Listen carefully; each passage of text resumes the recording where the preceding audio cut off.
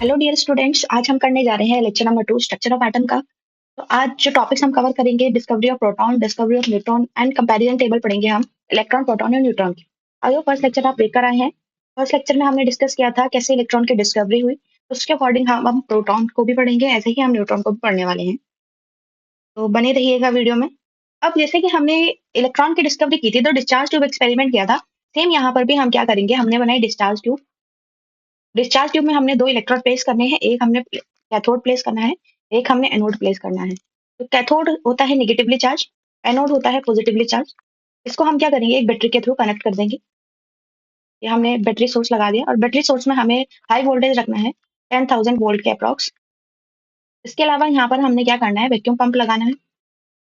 और इस बार पिछली बार हमने जब इलेक्ट्रॉन की डिस्कवरी देखी थी तो हमने देखा था हमने प्रेशर को लो रखना है। बट यहाँ पर हम देखेंगे हमें प्रेशर को क्या रखना पड़ेगा, हाई रखना पड़ेगा। अगर हम प्रोटॉन की डिस्कवरी कर रहे हैं तो हमें प्रेशर को हाई रखना पड़ेगा, क्योंकि अभी हम पढ़ेंगे कैसे, क्या रीजन है इसका। अब देखो होता क्या है जैसे हमने हाई वोल्टेज दी, प्रेशर को हाई रखा, तो यहाँ पर पहले तो कैथोड हमें परफोरेटर रखना है। मतलब अगर ये कैथोड है हमारा, तो इसमें परफोरेटेड छोटे छोटे होल्स बना देने हैं, ठीक है। अब होगा क्या, यहाँ पर गैसियस आयंस होंगे, क्योंकि अगर प्रेशर ज्यादा है, प्रेशर ज्यादा दैट मीन्स गैस के मॉलिक्यूल्स यहाँ पर प्रेजेंट होंगे, ठीक है। अब गैस के मॉलिक्यूल अगर प्रेजेंट है तो मैं यहाँ पर बना के दिखाती हूँ। ये हम मानते हैं ये है कैथोड, और ये कैथोड कैसे है, परफोरेटेड है, ठीक है। और ये है हमारा एनोड, पॉजिटिव। अब यहाँ पर क्या होगा, गैसेस के मॉलिक्यूल्स प्रेजेंट है और हाई वोल्टेज से कनेक्ट हो रखे हैं दोनों ही। अब हाई वोल्टेज से अगर कनेक्ट है तो जो गैस के मॉलिक्यूल्स हैं इनमें से इलेक्ट्रॉन बाहर निकलेगा। इलेक्ट्रॉन क्या हुआ, बाहर निकला, क्योंकि हमने इलेक्ट्रिक फील्ड इनको दे दिया, तो यहाँ पर क्या हुआ, इलेक्ट्रॉन बाहर निकला। और ये जो अब बचा मॉलिक्यूल, इसमें पॉजिटिव चार्ज आ जाएगा, तो यहाँ पर चार्ज जनरेट हो गया, तो नेगेटिव चार्ज जो है पॉजिटिव की तरफ मूव करेगा। तो इलेक्ट्रॉन कहाँ मूव करने लग जाएंगे, इलेक्ट्रॉन एनोड की तरफ मूव करने लग जाएंगे हमारे सारे इलेक्ट्रॉन। और बाकी के बच्चे जो हमारे पॉजिटिव सेंटर है वो नेगेटिव की तरफ मूव करने लग जाएगा बहुत तेजी से।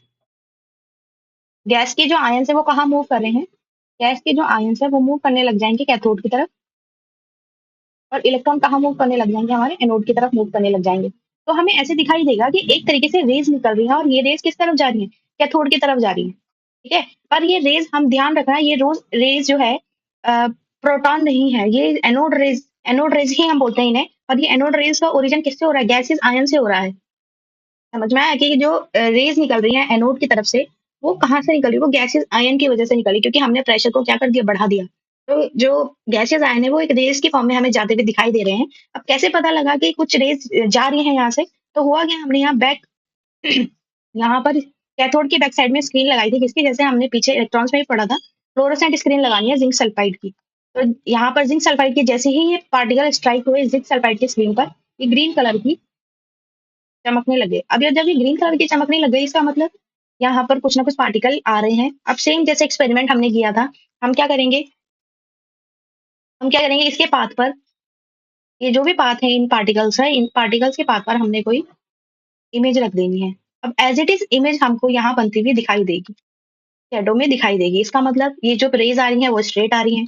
अब हमने क्या करना है, प्लेट्स लगा देनी है, एक पॉजिटिव प्लेट लगानी है, एक नेगेटिव प्लेट लगानी है। तो यहाँ से हम क्या देखेंगे, एनोड जो है वो नेगेटिव प्लेट की तरफ झुक जा रही है। एनोड से जो भी रेज निकल रही हैं तो वो किस तरफ झुक जाएंगी, नेगेटिव की तरफ। इससे क्या क्लियर हुआ कि जो भी रेज आ रही हैं, ये एनोड रेज जो आ रही हैं, उनमें चार्ज क्या है, पॉजिटिव है, तभी तो ये नेगेटिव की तरफ झुक रही है। तो इस तरीके से ये एक्सपेरिमेंट हुआ, डिस्चार्ज ट्यूब एक्सपेरिमेंट। अब कुछ प्रॉपर्टीज देखते हैं एनोड रेज की। अब अगर हम बात करें किसकी डिस्कवरी ऑफ प्रोटॉन की, इलेक्ट्रॉन की डिस्कवरी किसने करी थी, हमारी जे थॉमसन ने। अब यहाँ पर बात आई प्रोटॉन की डिस्कवरी की, तो सबसे पहले हमें जान लेना चाहिए कि प्रोटॉन की डिस्कवरी आखिर में किसने करी थी। तो यहाँ पर हमारे साइंटिस्ट हैं ई Goldstein.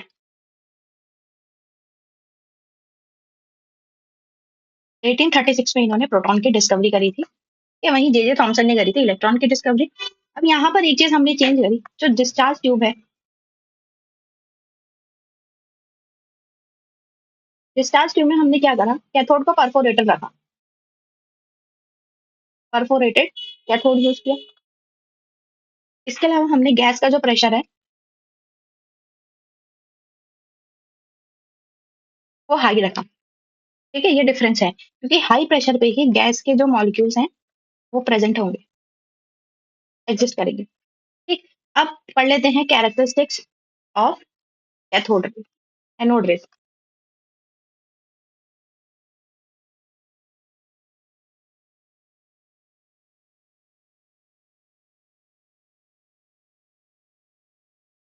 Characteristics of anode rays. Anode rays के कुछ कैरेक्टरिस्टिक्स के बारे में हम यहाँ पर बात करने वाले हैं। सबसे पहले फर्स्ट प्रॉपर्टी एनोड रे की क्या होती है? एनोड रे कैसी स्ट्रेट लाइन में ट्रेवल कर रही हैं। Anode rays travels in straight line, straight line में ट्रेवल कर रही हैं। दूसरा हमने क्या देखा, ओरिजिन क्या है इनका, एनोड रेज का ओरिजिन क्या है, गैसियस आयंस। थर्ड पॉइंट हमने क्या देखा, these rays are reflected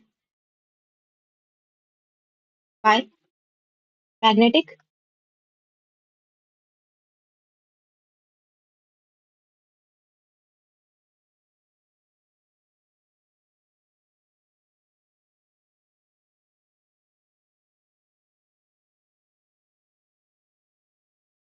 reflected by magnetic and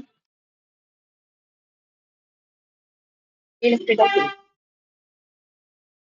ये क्या हो रही है, रेज मैग्नेटिक और इलेक्ट्रिकल फील्ड से डिफ्लेक्ट हो रही हैं और किस तरफ झुक रही हैं। देखो पीछे डायग्राम में हमने क्या पढ़ा था कि एनोड की तरफ से रेज निकल रही है वो नेगेटिव की तरफ डिफ्लेक्ट हो जा रही हैं, तो यहाँ पर हम लिखेंगे कि these raise deflect towards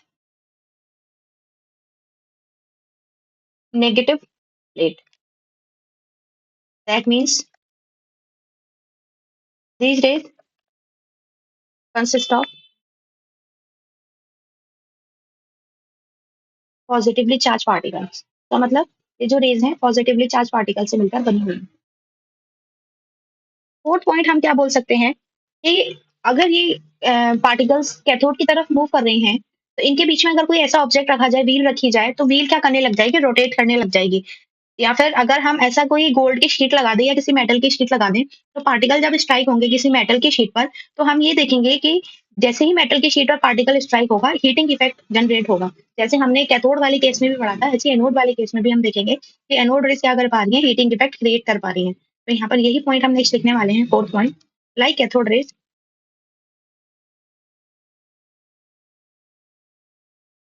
black colour I think visible नहीं होगा आपको।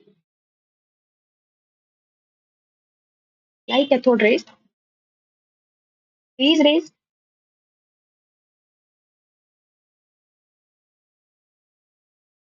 also rotate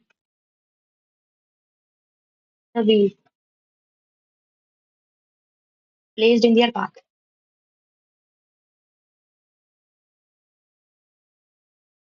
आप लोग भी नोट्स को नोट कीजिए क्योंकि लिखकर क्या होता है कि अक्सर अगर हम किसी चीज को लिखते हैं वो हमें याद हो जाती है। And also have heating effect, इनमें क्या होता है, हीटिंग इफेक्ट होता है। इसके अलावा हम बात करते हैं कि एनोड रेज किसकी, एनोड रेज में गैसेस आयन होते हैं, ठीक है, और वो मूव करते हैं किस तरफ, कैथोड की तरफ मूव करते हैं। इसके बाद चार्ज बाय मास का रेशो हम इसके लिए बना लेते हैं। यहाँ पर हमने ये डायग्राम भी लगाया है, ये देखो यहाँ पर पीछे फ्लोरोसेंट स्क्रीन लगा दी, परफोरेटेड कैथोड है, तो यहाँ पर स्क्रीन ग्लो कर रही है कैथोड वाली साइड से, क्योंकि जो पार्टिकल्स आ रहे हैं वो एनोड वाली साइड से आ रहे हैं, पॉजिटिवली चार्ज पार्टिकल्स हैं, रिफ्लेक्ट हो जाएंगे नेगेटिव की तरफ। अब हमने क्या करना है, चार्ज बाय मास का रेशियो इनका बनाना है। कौन सा पॉइंट हो जाएगा ये हमारा, फिफ्थ पॉइंट हो जाएगा, चार्ज बाय मास रेशियो, या फिर इसे हम लिखें E by M ratio. Anode rays के लिए जो ई बाय एम का रेशो है वो डिपेंड करेगा नेचर ऑफ गैस, क्योंकि हम देख रहे हैं जो एनोड रेज है वो गैसियस पार्टिकल से तो मिलकर बन रही है, तो अब वो फिर डिपेंड करेगा ना गैस के, गैस जो है वो किस नेचर की है। और पिछली बार हमने देखा जो कैथोड की तरफ से रेज आ रही थी एनोड की तरफ, तो वहां पे गैस के नेचर से भी कोई मतलब नहीं था, ना ही इलेक्ट्रोड से मतलब था। बट यहाँ पर क्या होगा, गैस के नेचर पे डिपेंड करेगा चार्ज बाय मास का रेशो। तो हम यहाँ लिख सकते हैं charge by mass ratio of anode रे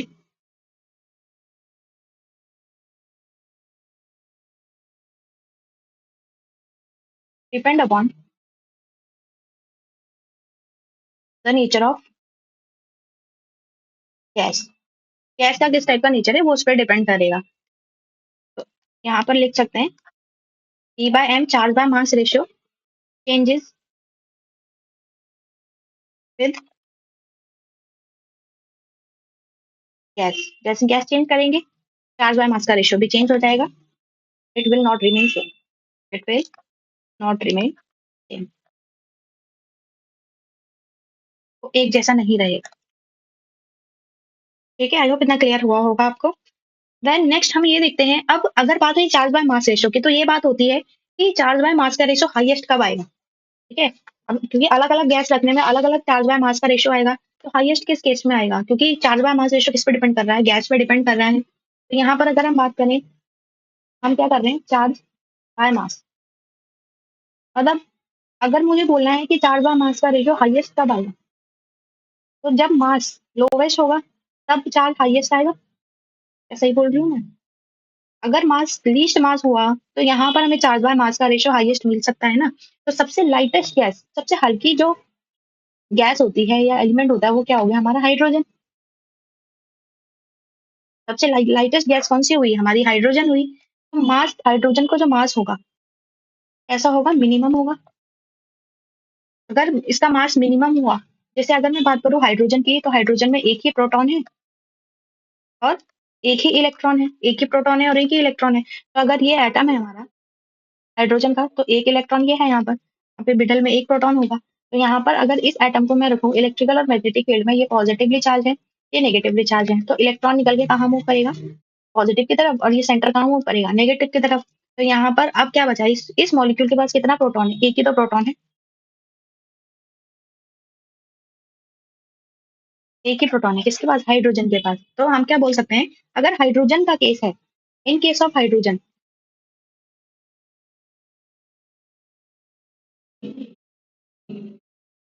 इन केस ऑफ हाइड्रोजन, जो एनोड रेज हैं वो प्रोटॉन्स की बनी है। क्योंकि अब एनोड रेज जो एनोड की तरफ रेज जा रही हैं, वो बेसिकली क्या है, प्रोटॉन ही तो बचा है, इलेक्ट्रॉन तो क्योंकि पॉजिटिव की तरफ चला गया।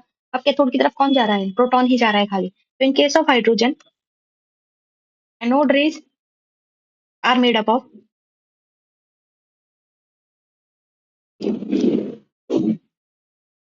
प्रोटॉन। अगर हाइड्रोजन का केस है, एनोड रेज प्रोटॉन्स की मिलकर बनी है। बट अगर जनरल केस है तो हम बोलेंगे इनका ओरिजिन क्या है, गैसियस आयन है, ना कि प्रोटॉन है। तो इतना क्लियर हो गया होगा आपको। तो यहाँ पर चार्ज बाय मास का रेशियो क्या हो जाएगा, प्रोटॉन वाले की अगर हम बात करेंगे, तो 9.58 इंटू 10⁻7 कूलाम पर केजी। ये याद रखना है हमें। लास्ट में हम कंपैरिजन भी करेंगे। तो चार्ज बाय मास का रेशियो कितना आ गया हमारा, चार्ज बाय मास का रेशियो हमारा आ गया 9.58 इंटू 10⁻7 कूलाम पर केजी। अगर वहीं हम इलेक्ट्रॉन की बात करते हैं, ये तो आया किसके बारे में, प्रोटॉन के लिए। अगर वहीं इलेक्ट्रॉन में चार्ज बाय मास के रेशियो की बात करें, तो वो आया था 1.76 इंटू 10⁻11 कूलाम पर केजी। तो ये मैंने आपको रिमाइंड करवा दिया, ये था इलेक्ट्रॉन का और ये है प्रोटॉन का। देखो कितना डिफरेंस है प्रोटॉन और इलेक्ट्रॉन के चार्ज बाय मास रेशियो में।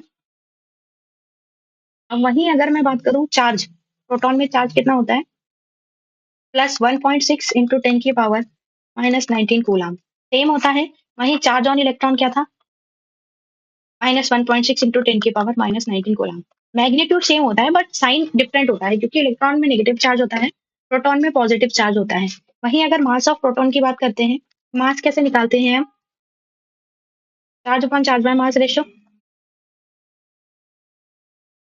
तो ये हमारा आ जाएगा 1.6 इंटू 10⁻−19 हो गया, अपॉन E/M का रेशियो हमारा था 9.58 इंटू 10⁻7 गुलाम पर केजी। तो ये अप्रोक्सीमेटली हमारा आएगा 1.67 इंटू 10⁻−27 केजी। अगर हम केजी में निकालते हैं मास ऑफ प्रोटॉन, प्रोटॉन का मास इतना आएगा हमारा। वहीं अगर इलेक्ट्रॉन का मास था हमारा, इलेक्ट्रॉन का मास हमारा आया था 9.1 इंटू 10⁻−31 केजी।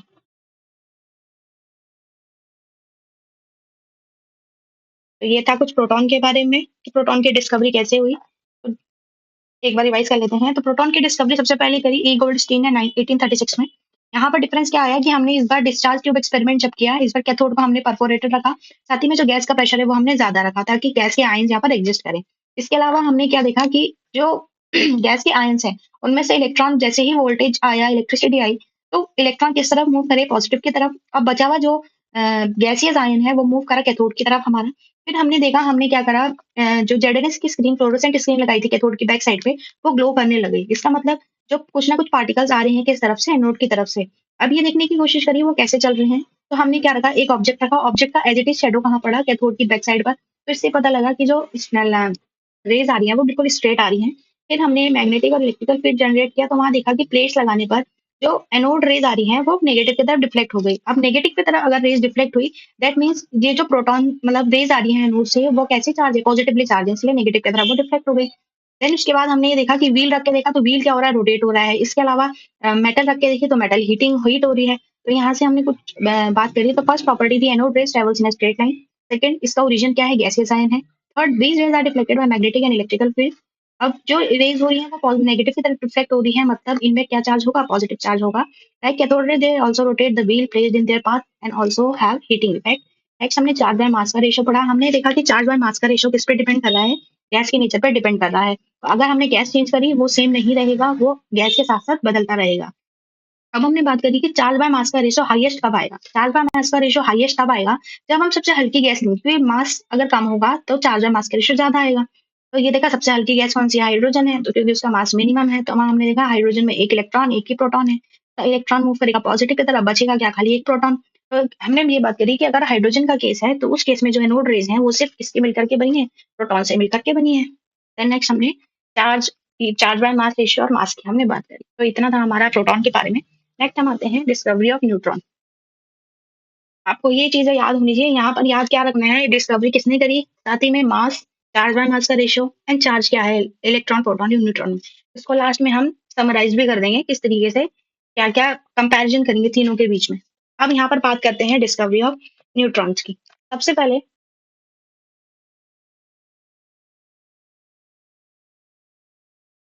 डिस्कवरी किसने करी थी?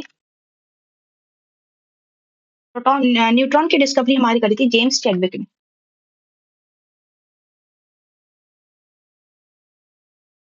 Discovery of neutron is done by James Chadwick in 1932। बहुत बाद में डिस्कवरी हुई थी। रेडियो एक्टिविटी की जब डिस्कवरी हुई थी उसके बाद हमारी न्यूट्रॉन की डिस्कवरी हुई थी। उससे पहले न्यूट्रॉन की डिस्कवरी नहीं हुई थी। तो ये कंसीडर किया गया कि जो न्यूट्रॉन का पार्टिकल है वो एक हीलियम के पार्टिकल से कंपेयर किया गया। अब कैसे?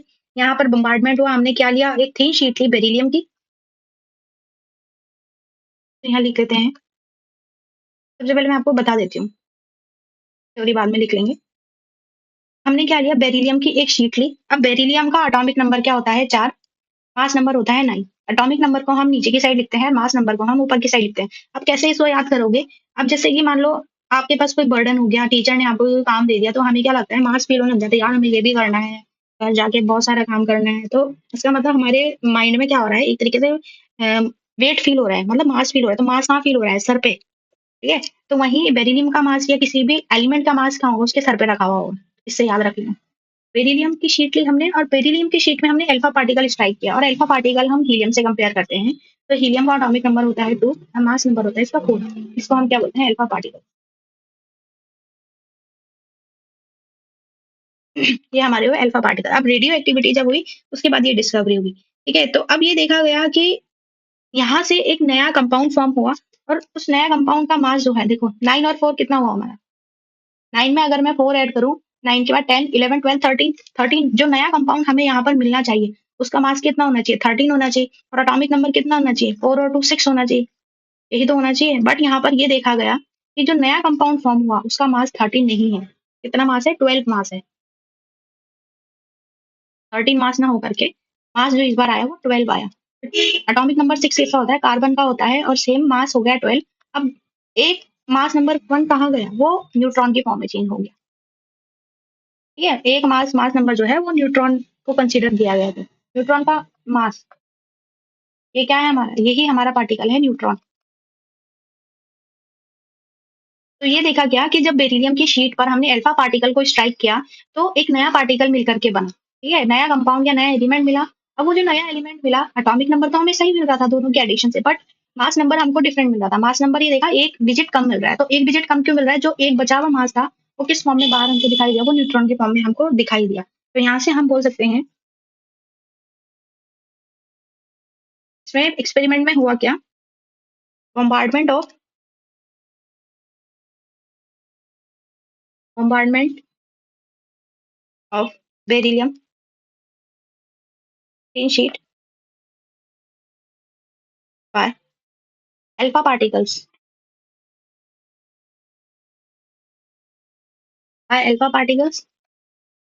as a result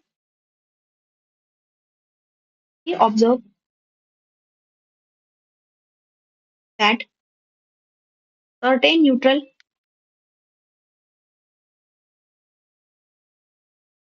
certain neutral particles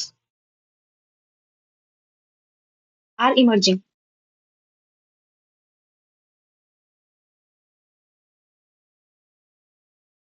कुछ न्यूट्रल पार्टिकल इमर्ज हो रहे हैं, बाहर निकल रहे हैं।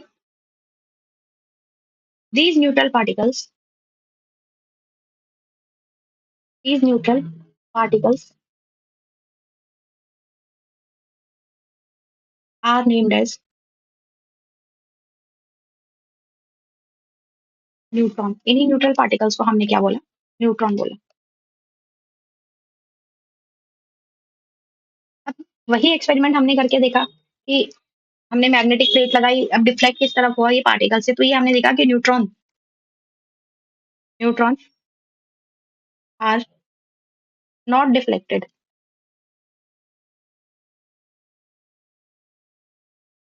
Neutrons are not deflected by electrical and magnetic field. Electrical और मैग्नेटिक फील्ड में ये डिफ्लेक्ट नहीं हो रहे हैं। इसका मतलब क्या हुआ कि न्यूट्रॉन में कोई भी चार्ज नहीं है। तो यहाँ पर हमने बात करी चार्ज की। चार्ज ऑन न्यूट्रॉन 0 है। चार्ज बाय मास का रेशो, चार्ज बाय मास का रेशो भी यहाँ पर 0 आया। वही मास ऑफ न्यूट्रॉन, मास तो है न्यूट्रॉन का कुछ ना कुछ, ठीक है। तो मास है 1.675 इंटू 10 की पावर माइनस 24 ग्राम। और केजी में अगर हम लिखें तो 1.675 इंटू 10 की पावर माइनस 27 केजी। तो ये हुआ मास ऑफ न्यूट्रॉन। तो आई होप इतना आपको क्लियर हो गया होगा। कोई भी डाउट होगा आप कमेंट में पूछ सकते हैं। Now we will compare three sub atomic particles, electron, protons and neutron. तीन सब एटॉमिक पार्टिकल्स हैं। तो सबसे पहला सब एटॉमिक पार्टिकल है इलेक्ट्रॉन। अभी तक जो चीजें हमने पढ़ ली है समरी उनकी करेंगे। देन हमने पढ़ा प्रोटॉन के बारे में, उसके बाद हमने देखा न्यूट्रॉन। सबसे पहले इलेक्ट्रॉन का मास। इलेक्ट्रॉन का मास कितना होता है हमारा? 9.1 इंटू 10 की power minus 31 KG. This table will be important for you, क्योंकि जितना हमने 2 लेक्चर में किया है उसका समरी यहाँ पर आपको मिल जाएगा। वहीं प्रोटॉन का मास हमने देखा, प्रोटॉन का मास था 1.673 इंटू 10 की पावर माइनस 27 केजी। वहीं अगर मैं न्यूट्रॉन के मास की बात करूँ 1.675 इंटू 10 की पावर माइनस 27 केजी। तो हम क्या देख रहे हैं यहाँ पर? न्यूट्रॉन का मास और प्रोटॉन का मास ऑलमोस्ट सेम है। डिफरेंस कहाँ आ रहा है? लास्ट पॉइंट के बाद थर्ड डिजिट में डिफरेंस आ रहा है। ऑलमोस्ट सेम मास है। तो वहीं अगर रिलेटिव मास निकाले तो यहाँ पर क्या देख रहे हो आप? इलेक्ट्रॉन का मास ज्यादा है या प्रोटॉन का मास यहाँ पर ज्यादा दिखाई दे रहा है? अब कई बच्चे ये बोलते हैं ना इलेक्ट्रॉन का मास ज्यादा है, पर यहाँ पर आपको एक चीज देखने की जरूरत पड़ेगी, इलेक्ट्रॉन का मास कम है। क्योंकि यहाँ पर हम क्या देखते हैं, ये वाली वैल्यू देख लेते हैं, 9.1 ज्यादा है तो इलेक्ट्रॉन का मास ज्यादा नहीं। यहाँ पर वैल्यू क्या है? 10 की पावर माइनस 31, इधर 10 की पावर माइनस 27। तो ये वाला मास क्या है? ज्यादा है। क्योंकि अगर हम नेगेटिव वाली वैल्यू देखें, जैसे 0 से -1, -2, -3 जा रहा है, इसका मतलब क्या है? ये वैल्यू उतनी कम होती जा रही है। माइनस में जितना बड़ा नंबर होता है उसकी वैल्यू उतनी कम होती है। तो यहाँ से जो मास ऑफ इलेक्ट्रॉन है वो कम है प्रोटॉन के मास से। तो रिलेटिव मास कितना है? जो प्रोटॉन का मास है वो 1837 टाइम ज्यादा है। ठीक है, हम बोल सकते हैं प्रोटॉन का मास है 1837 time larger than electron mass. तो यहाँ पर अब चार्ज की बात कर लेते हैं। इलेक्ट्रॉन में कितना चार्ज है? इलेक्ट्रॉन में चार्ज होता है 1.6 इंटू 10 की पावर माइनस 19 कूलम। वहीं प्रोटॉन के चार्ज की बात करें, प्रोटॉन में चार्ज होता है प्लस 1.6 इंटू 10 की पावर माइनस 19 कूलम। वहीं न्यूट्रॉन में चार्ज कितना होता है? 0। रिलेटिव चार्ज होता है -1, प्रोटॉन में रिलेटिव चार्ज होता है +1, रिलेटिव चार्ज होता है 0। स्पेसिफिक मास या फिर ई बाय मास, चार्ज बाय मास का रेशो, चार्ज बाय मास का रेशो। तो यहाँ पर चार्ज बाय मास का रेशियो इलेक्ट्रॉन के केस में आया था 1.76 इंटू 10⁻11 कूलम्ब पर केजी। ये अगर हम बात करें प्रोटॉन की, प्रोटॉन का मास आया था 9.58 इंटू 10⁻7 कूलम्ब पर केजी। वही चार्ज बाय मास रेशियो अगर मैं बात करूँ प्रोटॉन न्यूट्रॉन के केस में, तो ये भी हमारा था 0। तो दैट्स ऑल फॉर टुडे। और कोई भी डाउट अगर इस लेक्चर में होता है आप कमेंट में पूछ सकते हैं। नेक्स्ट वीडियो में हम करने वाले हैं कुछ important question, atomic mass, mass number, जितने भी हमने इलेक्ट्रॉन, प्रोटॉन, न्यूट्रॉन, सब एटॉमिक पार्टिकल के बारे में पढ़ा है, उन सब के बारे में डिटेल डिस्कशन हम करने वाले हैं। क्वेश्चंस बहुत डिटेल में 30 से ज्यादा क्वेश्चन वहां पर हम डिस्कस करेंगे। तो वीडियो में बने रहिएगा। वीडियो पसंद आया तो लाइक करना, और कोई नया टॉपिक आपको पढ़ना है आप कमेंट बॉक्स में मुझे बोल सकते हैं कि मैम ये टॉपिक पढ़ना है, आप इस टॉपिक को समझा दीजिए। Thank you guys.